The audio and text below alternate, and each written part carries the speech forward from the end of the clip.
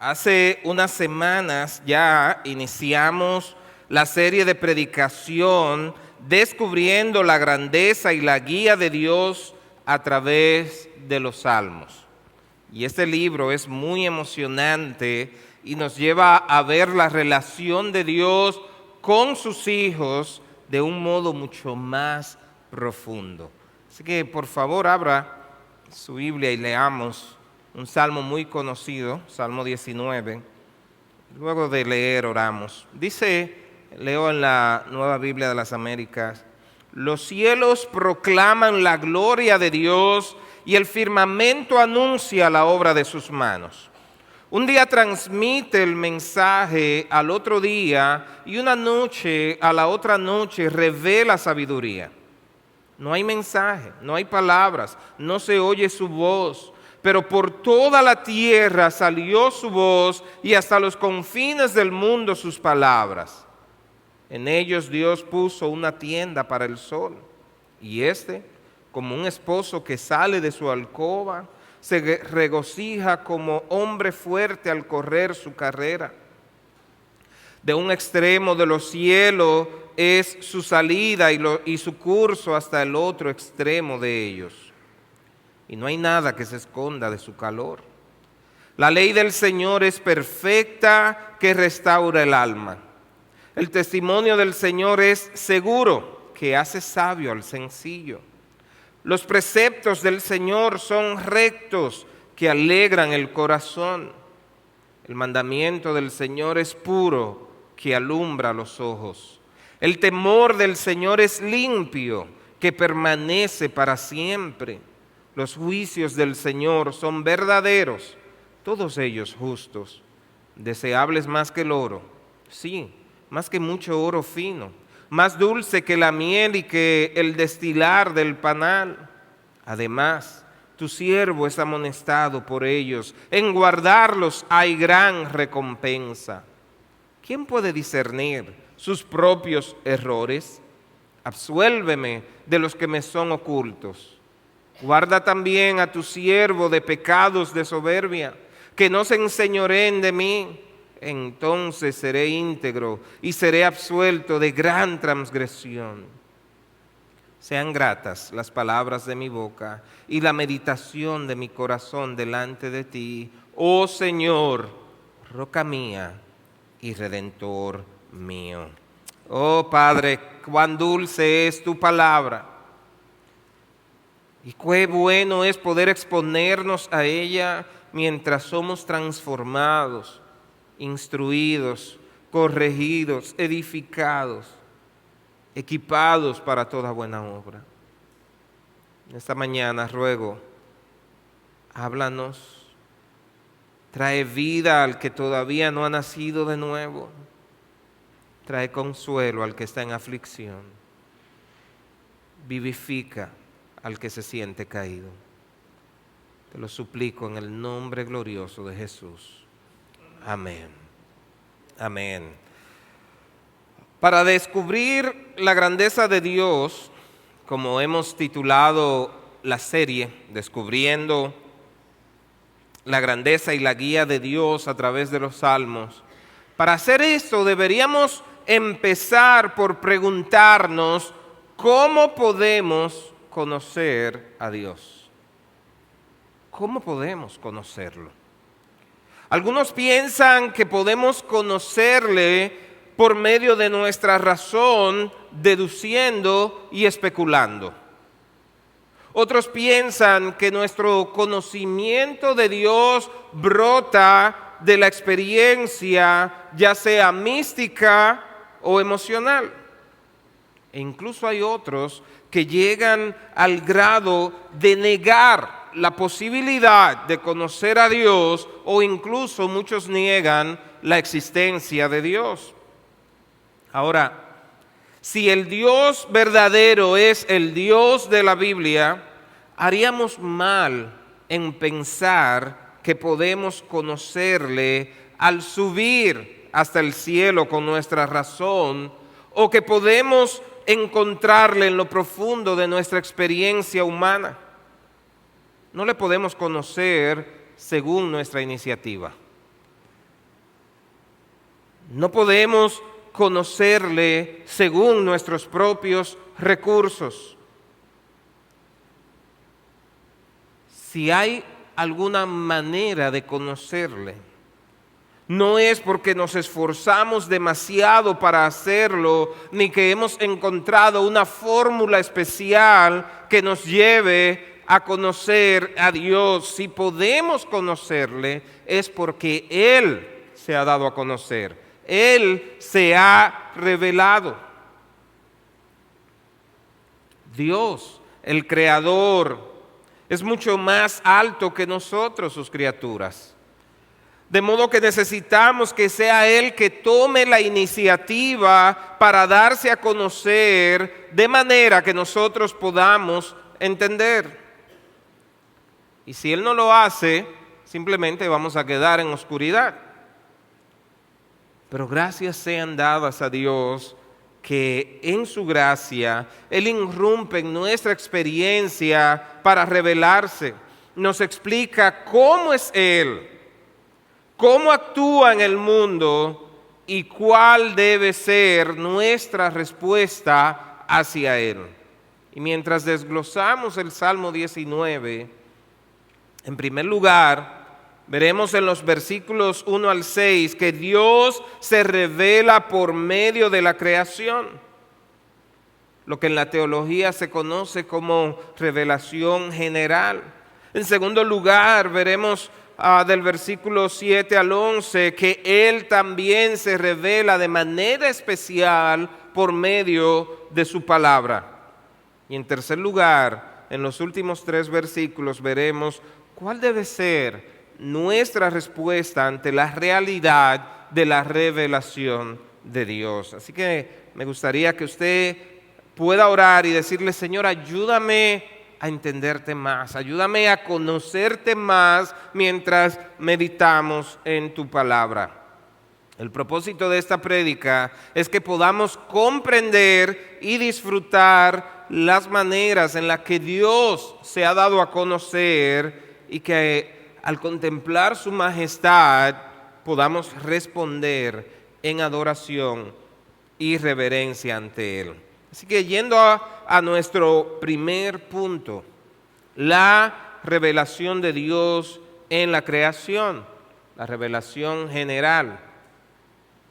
Ya sea que usted vaya a una hermosa playa y disfrute de esa impresionante vista del imponente mar, los que vivimos en este país tenemos ese privilegio de disfrutar hermosas playas y poder ver lindos amaneceres.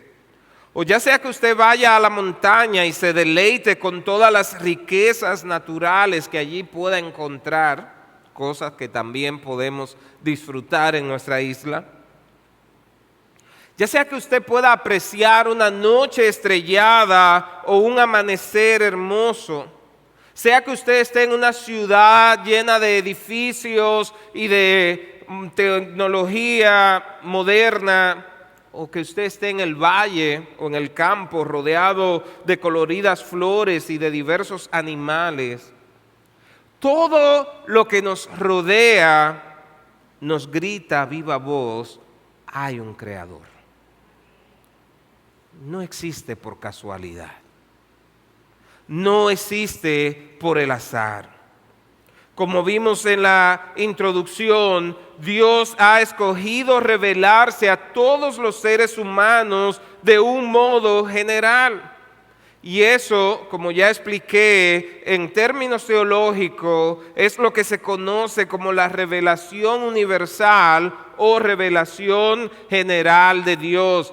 Todo ser humano en todo lugar, no importa su etnia, su idioma, su posición social, todo el mundo tiene testigos de que hay un creador, la naturaleza misma.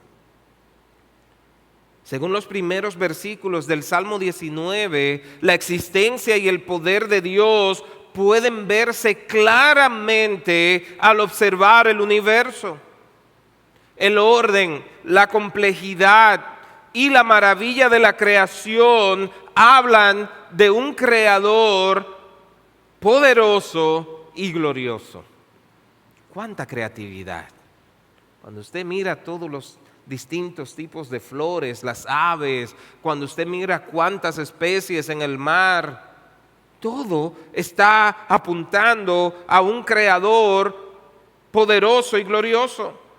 Toda la creación proclama la gloria de Dios. Esa gloria es la reflexión de sí mismo, de su carácter. Cuando vemos los cielos, ellos nos dan una idea de la sabiduría, de la grandeza y de la majestad de Dios.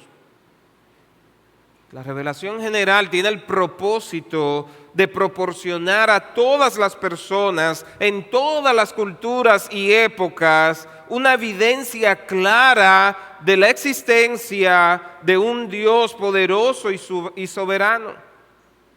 De tal modo que incluso aquellos a donde no ha llegado las Escrituras todavía pueden conocer algo de Dios al observar el mundo que les rodea. Ahora, los versículos 1 al 4 del Salmo que acabamos de leer nos habla de la manifestación de la majestad y la gloria de Dios que se extiende por toda la tierra y hasta el extremo del mundo. Dice que no hay lenguaje ni palabras, sino que son los cielos que cuentan la gloria de Dios. No está hablando aquí de profecías, no está hablando aquí de nada escrito, más bien este salmo nos está diciendo que la creación misma emite un testimonio certero acerca de Dios. Y cuando vamos al Nuevo Testamento, vemos una confirmación de esto.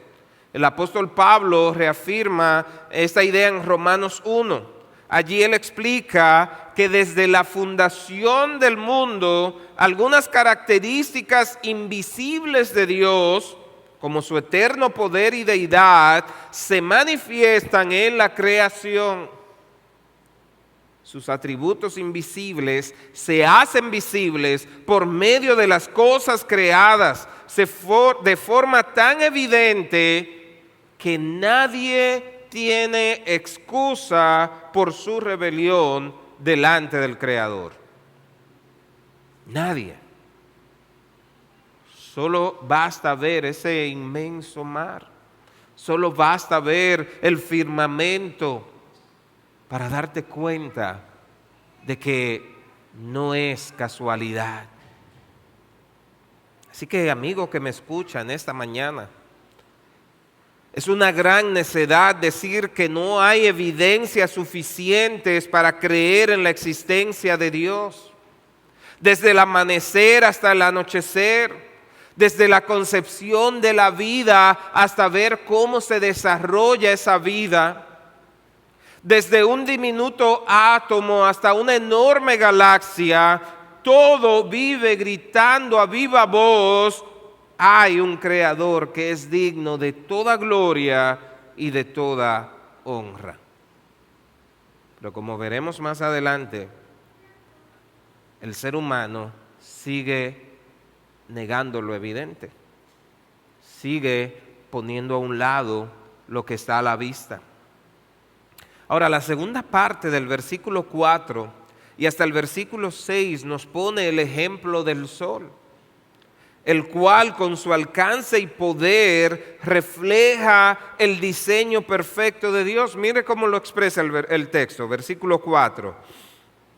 En ellos Dios puso una tienda para el sol, y como un esposo que sale de su alcoba, se regocija como hombre fuerte al correr su carrera. De un extremo de los cielos es su salida, y su curso hasta el otro extremo de ellos, y no hay nada que se esconda de su calor. En pocas palabras, mis amigos, ese Dios majestuoso se ha dado a conocer. El simple hecho de ver el sol salir día tras día en la mañana y ver cómo se oculta al anochecer es un fuerte recordatorio de que Dios es real. Y si hasta hoy te has estado empeñando en suprimir todas las evidencias que te hablan de Dios, no sigas más. Detente. Abre tus ojos y empieza a contemplar lo maravilloso que es Dios. Deja que cada aspecto de la creación te testifique de lo glorioso que es Dios, y en asombro ríndete en adoración delante de Él. La Biblia no llama ateo al que no cree en Dios, lo llama necio, porque es muy evidente. Pero nuestros corazones muchas veces se apegan a esa necedad. Así que si tú has estado haciendo eso, hoy en día es un llamado para que tú simplemente mira lo que está a tu alrededor y abre tus ojos. Dios está ahí y la naturaleza te lo está testificando. Ahora, pasando a la segunda parte del pasaje que leímos, en los versículos 7 al 11, vemos que hay otro tipo de revelación a la que muchos teólogos se refieren como revelación especial. Y se llama así porque se enfoca de manera especial en el pueblo de Dios y se vincula con la gracia y la salvación. Es la manera en la que Dios se ha dado a conocer en un nivel mucho más profundo que lo que se ha dado a conocer en la creación. Vaya de nuevo al pasaje, por favor, y leamos esos versículos. Salmo 19, del 7 al 11. La ley del Señor es perfecta, que restaura el alma. El testimonio del Señor es seguro, que hace sabio al sencillo. Los preceptos del Señor son rectos, que alegran el corazón. El mandamiento del Señor es puro, que alumbra los ojos. El temor del Señor es limpio, que permanece para siempre. Los juicios del Señor son verdaderos, todos ellos justos. Deseables más que el oro, sí, más que mucho oro fino, más dulce que la miel y que el destilar del panal. Además, tu siervo es amonestado por ellos. En guardarlos hay gran recompensa. Oh, si nos lleváramos estos versículos y lo atesoráramos en el corazón. Nos están dando una descripción tan viva de lo que es la palabra de Dios. El salmista celebra que la palabra de Dios es perfecta, fiel y recta, que tiene poder para vivificar, para guiar, para transformar y para alegrar. Y David exalta o alaba los atributos y las excelencias de la palabra del Señor. Y al hacerlo, él está también exaltando a Dios mismo, porque así como vemos del Señor, como vemos su gloria en la creación, también vemos la gloria de Él expresada en la palabra. Cuán gloriosa es la palabra de Dios. Y vemos acá en estos versículos una descripción profunda y detallada de los atributos de la palabra de Dios. Y vamos a verlo en palabras como ley, testimonio, mandamientos.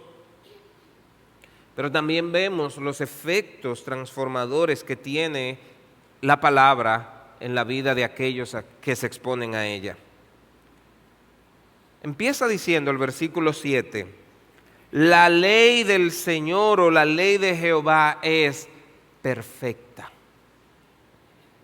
Y cuando habla de ley se refiere a la totalidad de la enseñanza de Dios, su revelación moral y espiritual. Y dice que esa ley es perfecta, es decir, es completa, sin error, suficiente y sin necesidad de corrección o adición. ¿Y qué efecto tiene el hecho de que la ley del Señor es perfecta? Dice ahí el versículo, convierte el alma. Es tan completa que convierte el alma. ¿Y qué quiere decir esto? puede restaurar, puede revivir, puede volver a dar vida a un alma que vive como muerto en vida.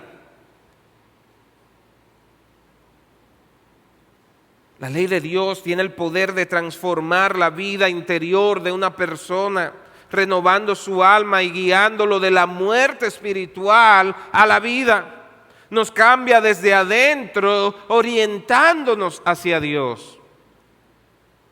Hebreos capítulo 4, versículo 12 dice que la palabra de Dios es viva y eficaz, más cortante que cualquier espada de dos filos y penetra hasta la división del alma y del espíritu, de las coyunturas y los tuétanos, y es poderosa para discernir los pensamientos y las intenciones del corazón.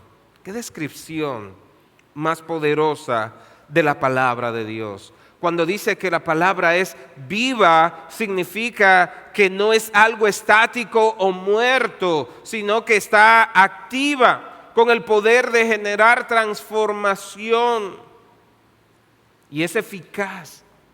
Es decir, tiene la capacidad de cumplir su propósito con efectividad. No falla en producir los resultados para los cuales el Señor ha dispuesto. ¿Cuántos de ustedes han sido testigos de cómo la palabra transforma? ¿Cuántos de ustedes han sido testigos de que cuando se deja guiar por la palabra de Dios, esta tiene el efecto que dice tener? Pero en ese versículo de Hebreos no solo dice que es viva y eficaz, sino también que dice que es más cortante que toda espada de dos filos, lo cual resalta la capacidad de la palabra de Dios de penetrar profundamente en el ser humano. La espada de dos filos corta en ambas direcciones. No es solo un cortecito superficial, va a llegar a lo más profundo. Es capaz de discernir los pensamientos, las intenciones y las motivaciones del corazón. Pero además dice que penetra hasta partir el alma y el espíritu. Hebreos enseña que la palabra de Dios no solo tiene poder externo, sino que puede entrar en las áreas más profundas e indivisibles del ser humano. El alma, espíritu, pensamientos, intenciones. No solo es regular el comportamiento externo, la Biblia, la palabra de Dios transforma las partes más íntimas del corazón y la vida espiritual. Hace 2 semanas veíamos en el Salmo 1 que la persona bienaventurada es aquella que ha sido justificada por Dios, que se deleita en la palabra de Dios y medita en ella de día y de noche. Y mientras tú meditas en la palabra, más efecto tiene la misma en transformarte desde adentro hacia afuera. Ahora, avanzando, en el mismo versículo 7 vemos una segunda cualidad. Dice, el testimonio del Señor es seguro. O como dice la Reina Valera, el testimonio de Jehová es fiel. El testimonio se refiere a las declaraciones de Dios sobre sí mismo y sobre su voluntad para con su pueblo. Y fiel implica que es confiable, verdadero, digno de confianza. Si usted conoce a alguien que se caracteriza por ser mentiroso, y esa persona le dice algo, le atestigua algo, usted no va a confiar en ese testimonio. Usted no lo va a tomar por cierto, porque no es una persona confiable. Pero aquí está diciendo que el testimonio del Señor es seguro, es fiel, es confiable, es digno de confianza. En el libro de Números capítulo 23, versículo 19, dice: Dios no es hombre para que mienta, ni hijo de hombre para que se arrepienta. Lo ha dicho Él y no lo hará. Ha hablado y no lo cumplirá. Mis hermanos, qué bendición es poder confiar plenamente en la palabra de Dios, sabiendo que Él es fiel y que su palabra es verdadera. Ahora, ¿qué efecto tiene el hecho de que el testimonio de Dios es seguro o fiel? Dice ahí: hace sabio al sencillo. Es tan seguro que puede hacer sabio al sencillo. Es decir, la palabra de Dios imparte sabiduría incluso a aquellos que no están muy entrenados, aquellos que no están muy desarrollados en algunas áreas de su vida. Y no es una sabiduría que está solo intelectual, es una sabiduría práctica para la vida. Guía a las personas para vivir conforme a la voluntad de Dios. Déjeme decirle esto: la palabra de Dios no está destinada solo a los que van a un seminario.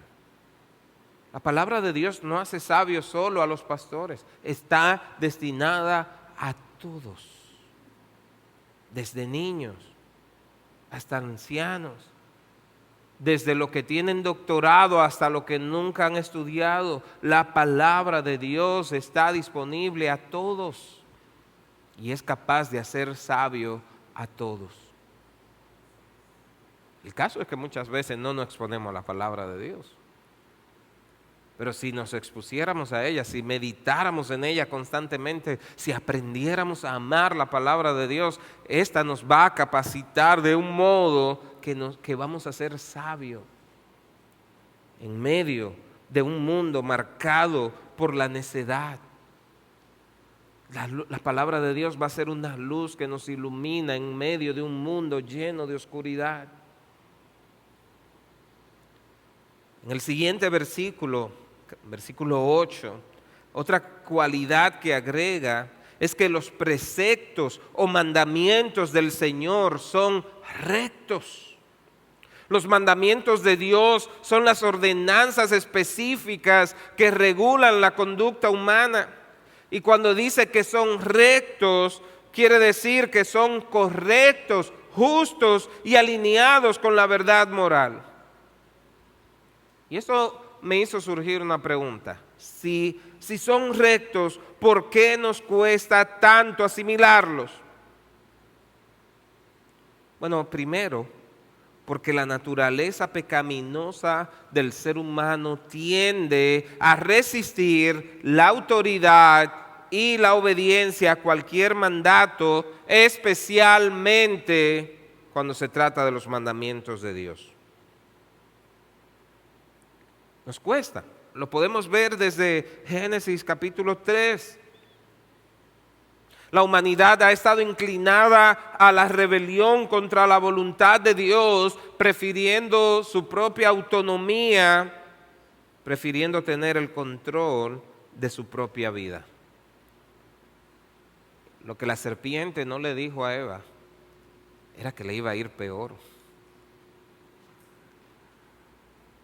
Quería autonomía, quería librarse de los mandamientos de Dios.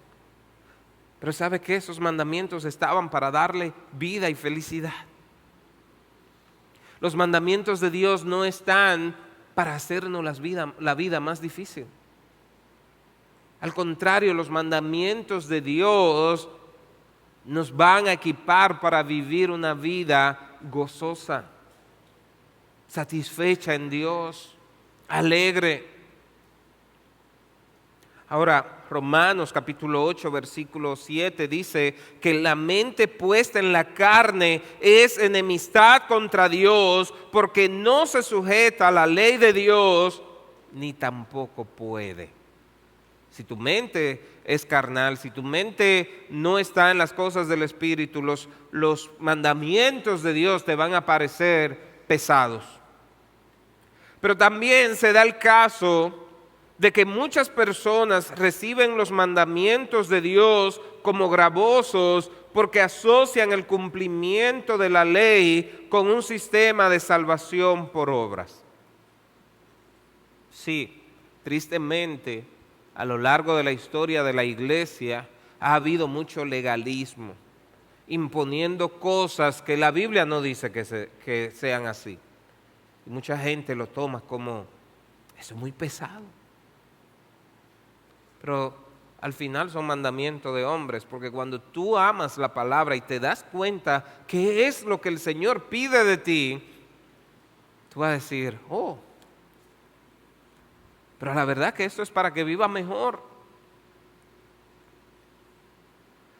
Porque los mandamientos de Dios no son gravosos, no son pesados. Pero también en muchas culturas modernas la idea de libertad se ha reducido a la capacidad de hacer lo que uno quiera sin restricciones. Un concepto falso. Porque libertad no es hacer lo que uno le da la gana. En cualquier país que usted viva, hay leyes. Y para la convivencia hay reglas. Ahora esos límites no están para molestarte, están para que vivamos mejor. Así es la palabra del Señor, mi hermano. No están ahí para que tú pienses, esto es imposible. Están ahí para ser una guía, son rectos, son verdad. Ahora, mire lo que dice el efecto de que estos mandamientos de Dios son rectos. Según el Salmo, los mandamientos del Señor son rectos de modo que alegran el corazón.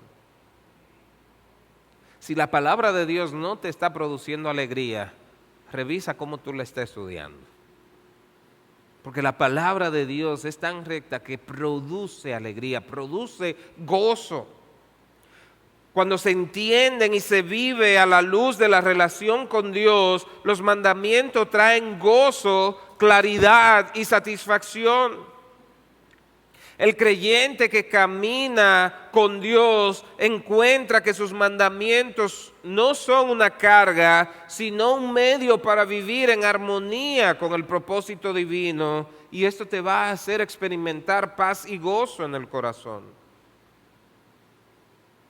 Así que te pregunto, ¿estás tú experimentando esa clase de gozo? ¿Estás tú experimentando la clase de paz que produce la palabra de Dios? Si usted avanza un poquito más, dice en el mismo versículo 8, el mandamiento del Señor es puro. Y la palabra precepto o mandamiento, otra vez, se refiere a la palabra de Dios y dice que es claro, sin mancha. Puro implica que es limpio, sin contaminación, moralmente puro. ¿Y qué efecto produce este mandamiento puro? Nos da claridad espiritual y moral. Ilumina nuestra mente y corazón. Nos ayuda a discernir lo correcto de lo incorrecto y nos permite ver el mundo y nuestras vidas desde la perspectiva de Dios. ¿Qué dice el Salmo 119, 105? Vamos a ver si alguien lo tiene fresco en su memoria. Lámpara es a mis pies tu palabra y lumbrera mi camino. En el contexto del Antiguo Testamento, donde no había iluminación artificial como la que conocemos hoy, una lámpara era algo de mucha importancia. Bueno, los que llegaron a estar en el campo antes de la electricidad y tenían que salir a la letrina que quedaba atrás en el patio, saben lo importante que era esa lamparita humeadora. Sobre todo cuando usted tenía miedo que saliera una culebrita, un pajarito, ¿verdad? Usted quería ir viendo el camino. Está diciendo que la Biblia es una lámpara a tus pies. Ir por un camino a tientas, a oscura, de noche, sin tú saber dónde puedes caer. Qué sensación tan terrible. Pero la palabra de Dios ilumina, te guía. En un mundo oscuro y caído, en un mundo donde se le ha dado la espalda a Dios, donde se ha borrado el mapa, qué bueno es contar con la iluminación de la palabra de Dios. Qué bueno es tener una guía en el camino. Nos da dirección en la vida diaria, en nuestras relaciones, en las decisiones que tenemos que tomar, en nuestra fe. Mi amigo que está aquí presente, si tú andas en oscuridad todavía, la Biblia es luz. Y cuando hablamos de oscuridad moral, oscuridad espiritual. Permite que la luz de Dios, al exponerte a su palabra, alumbre tu camino. Tu vida va a cambiar cuando permita que su luz te alumbre. Al pasar al versículo 9, vemos que nos dice que el temor del Señor es limpio. Y cuando hablamos de temor en este contexto, se refiere a la reverencia o respeto profundo hacia Dios que es promovido por su palabra. Y cuando dice que es limpio, una vez más está hablando de que es sin corrupción, sin impureza, santo en su naturaleza. ¿Y qué efecto produce esto? Dice que permanece para siempre. El temor de Dios que es inculcado por su palabra no es pasajero ni es temporal. Es una actitud que perdura eternamente y nos conduce a una vida de santidad continua, teniendo un impacto duradero en la vida del creyente. Ahí mismo, en la segunda parte del versículo 9, agrega que los juicios del Señor son verdaderos. Los juicios de Dios son sus decisiones, sus decretos, sus normas de justicia. Y otra vez, cuando dice que son verdaderos, significa que son fiables, sin engaño, y están en plena armonía con la realidad. Los juicios de Dios son justos, no hay parcialidad ni error en su justicia. La palabra de Dios establece el estándar perfecto de lo que es justo y recto, guiando a las personas hacia una vida justa. ¿Cuántas cualidades tiene la palabra de Dios? Mire ahora el versículo 10. En este versículo el salmista describe la palabra de Dios como más deseable que el oro y más que mucho oro refinado. Vamos a ponerlo en un contexto más moderno. Es más deseable que todos los millones que usted se pueda imaginar. Es más deseable que todas las posesiones que usted pueda adquirir. No está mal que usted desee tener, pero aún teniendo la suma de todo lo que usted posee, el valor que tiene la palabra de Dios es mucho mayor. Porque las cosas que usted posee son pasajeras, son corrompibles, no le puede salvar. Pero la palabra de Dios te puede llevar a la vida eterna. La palabra de Dios te acerca a Dios, te da a conocer a Dios. Y tiene un efecto tanto en el presente como por la eternidad. No hay oro que pueda igualar eso. Pero también el salmista lo usa y dice que es más dulce que la miel. mientras que la miel representa lo más dulce y placentero en el sentido físico. A la gente que le gusta el postre, como a mí, comerse un rico postre, eso es delicioso, ¿verdad? Pero cuando usted disfruta la palabra de Dios es mucho más valioso que cualquier postre que pueda comerse en el mundo. La palabra de Dios es algo en lo que los creyentes verdaderos encuentran un placer más profundo que en los placeres sensoriales del mundo. Y estos atributos indican que la palabra de Dios no solo es valiosa en términos de su contenido espiritual, sino también que es deseable y deliciosa para el alma del creyente, atrae y deleita porque nos muestra la verdadera satisfacción en Dios. El salmista concluye la segunda parte del Salmo en el versículo 11, reconociendo que por medio de la palabra de Dios, mire cómo dice él, tu siervo es además amonestado. Y eso significa que no solo instruye y guía la palabra de Dios, sino que también nos advierte cuando nos estamos desviando. Es una advertencia. Si usted ha ido a un puerto, va a ver una luz en el faro, alumbrando, advirtiendo por dónde debe ir. La palabra de Dios es como ese faro que te advierte del peligro, que te advierte cuando te está desviando. Pero también el salmista reconoce que hay recompensa. Él lo expresa de este modo: en guardarlos hay grande galardón.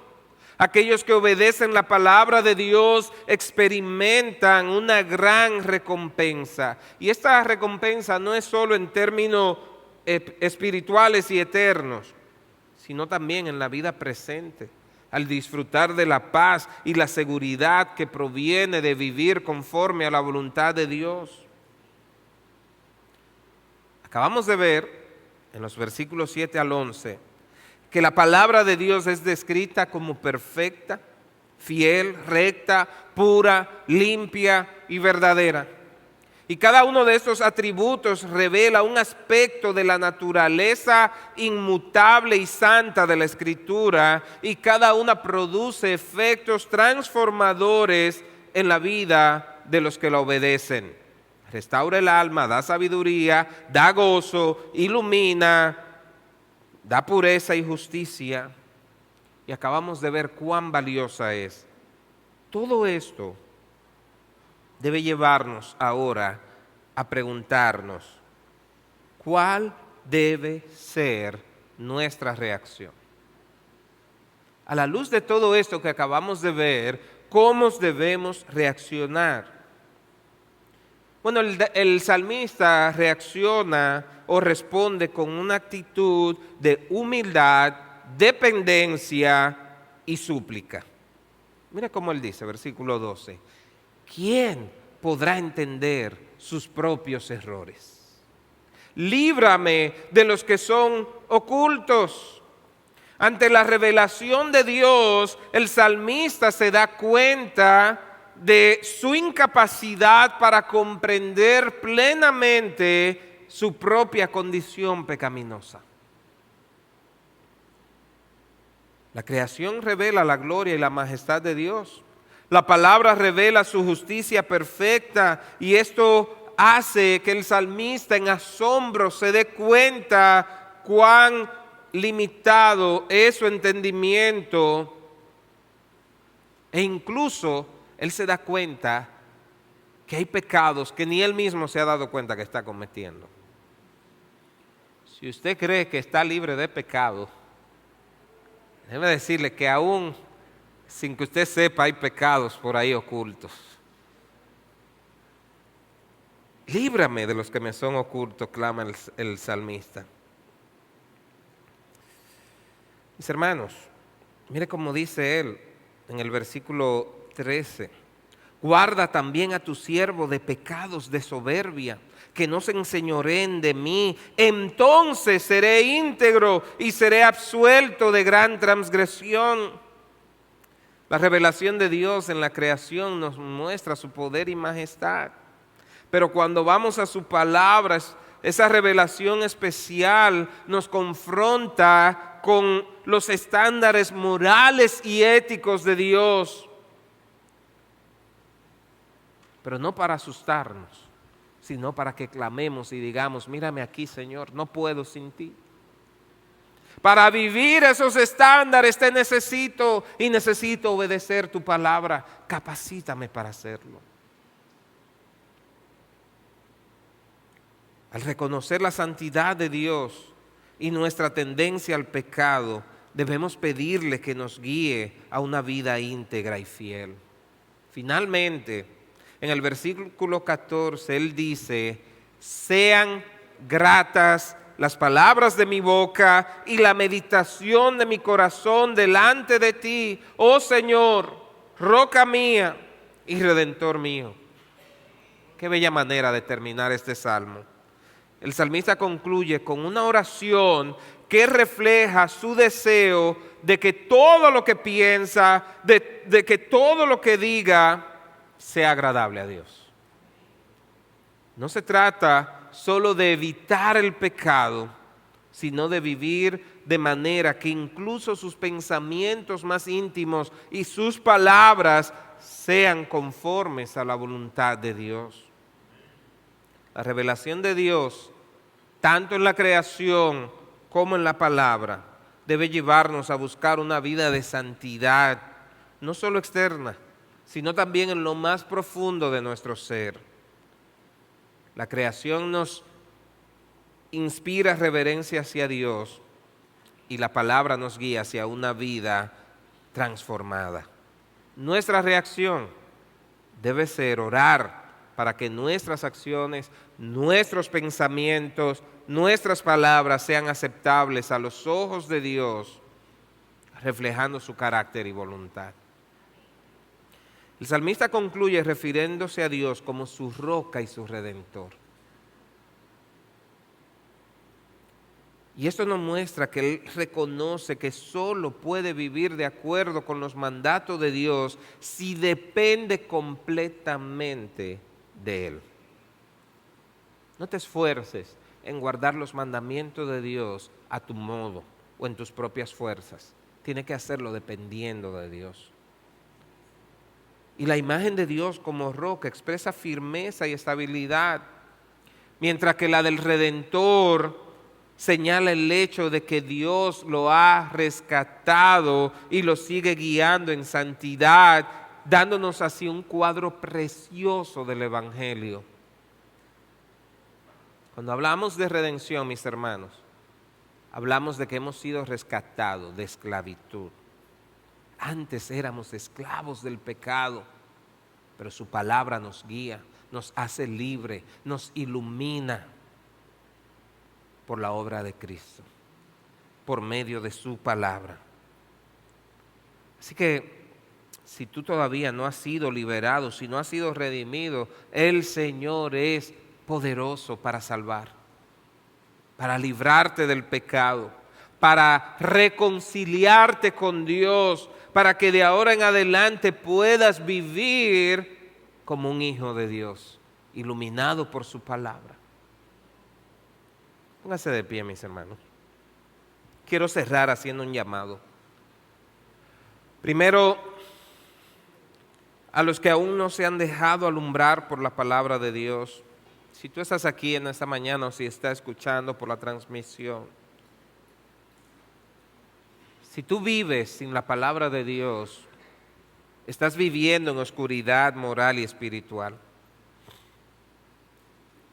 Y no hay manera de ser libre de eso, alejado de Dios. Hoy te invito a que no sigas siendo esclavo del pecado, no siga andando en esa oscuridad. Dios se ha revelado por medio de la creación, pero también nos ha dejado su palabra escrita, el cual es un testimonio de Él y nos equipa para vivir conforme a su voluntad. Si no has dado tu vida a Cristo, clama a Él. Dile, revélate a mi vida, quiero conocerte. Si quieres conocer más cómo estudiar la palabra, cómo conocer a Dios por medio de la Escritura, acércate a uno de los hermanos al final. La palabra de Dios es para todos. Aún para ti, si no lo has conocido, que a partir de hoy tú puedas decirle, Señor, quiero conocerte por medio de ella. La palabra te va a transformar. Y si tú eres creyente, pero has descuidado tu relación con Dios y has descuidado tu relación con la palabra de Dios, esto es un llamado para que recuerdes que la palabra de Dios es una fuente inagotable donde puedes encontrar fortaleza, aliento, gozo, paz, donde tienes lo necesario para vivir como Dios quiere que vivas. Ama la palabra, deja que ella te ilumine. Si no has estado muy atento, si has dejado que las distracciones de este mundo te impidan estar ahí cerca de la palabra, ora al Señor, clama. Haz de la palabra una prioridad en tu vida. Señor, gracias en esta mañana. Gracias porque tú te has dado a conocer por la creación. Cuando observamos el sol, la luna, el firmamento, todos nos cuentan de tu gloria. Y cuando conocemos de ti en tu palabra, qué gran bendición. Ayúdanos a amar tu palabra. Que podamos ser alumbrados por tu palabra. Que vivamos conforme a ellas. Señor, que nos podamos deleitar en ella. Te ruego por lo que están aquí en esta mañana y aún no te han conocido, que tu palabra convierta su alma, Señor. Espíritu Santo, obra, dale regeneración, que puedan, Señor, experimentar el nuevo nacimiento y empezar a vivir conforme a tu palabra. Oro, Señor, por mis hermanos que no han estado encontrando el gozo y la satisfacción del que acabamos de hablar en tu palabra. Que aprendan a amar tu palabra, Señor. Que puedan encontrar gozo y deleite en ella. Que podamos anunciar que tu testimonio es fiel, verdadero, puro, que nos alumbra, que nos transforma. Que esto se haga una realidad en nuestras vidas. Te lo suplico en el nombre glorioso de Cristo Jesús. Amén. Amén.